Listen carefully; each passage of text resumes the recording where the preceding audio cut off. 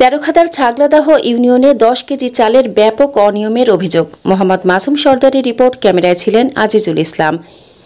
তেরোখাদা উপজেলার 3 নং ছাগলাদাহ ইউনিয়ন পরিষদের 10 কেজি চাল বিতরণে ব্যাপক অনিয়মের অভিযোগ উঠেছে।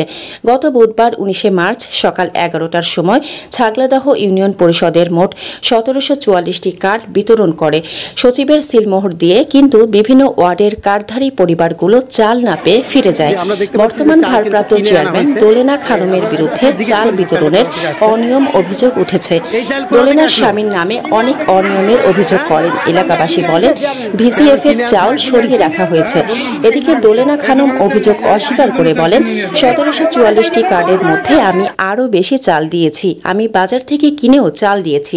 চালের অনিয়মের অভিযোগের কথা প্রশ্ন তুললে ফুলতলা প্রতিদিনকে বলেন আমি কোনো অনিয়ম দুর্নীতি করিনি, আপনারা খুঁজে দেখতে পারেন। এই স্লিপ যাদেরকে আমরা দিয়েছি এটা ফটোকপি করে বাড়িয়ে নিয়ে এসেছে। এই স্লিপগুলো অনেকটাই নকল ছিল।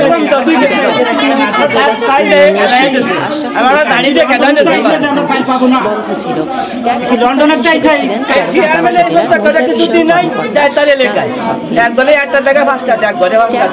হিসেবে ছিলেন তেরোখাদা তিনি বলেন আরো অভিযোগ আছে 3 নং ছাগলাদাহ ইউনিয়নের সচিব আশরাফুল, আরো অভিযোগ আছে 3 নং ছাগলাদাহ ইউনিয়নের সচিব আশরাফুল ইসলাম ঠিকমতো অফিস করে না। এতে এই এলাকার সেবানিতে দুর্ভোগে পড়ে সেবা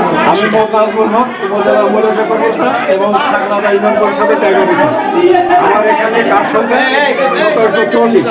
1744 জনের মাঝে 10 কেজি হারে খাদ্য বেতন সম্পন্ন করা হয়েছে। এছাড়া কিছু লোকের হাতে কার্ড আছে, কিন্তু এই কার্ড কিভাবে পেল, কোথায় পেল, এই উত্তর চেয়ারম্যান দিতে পারবে। এই বিষয়ে আমার কিছু জানা নেই। 1744টা কার্ড 1744টাই আমি কার্ড বিতরণ করেছি।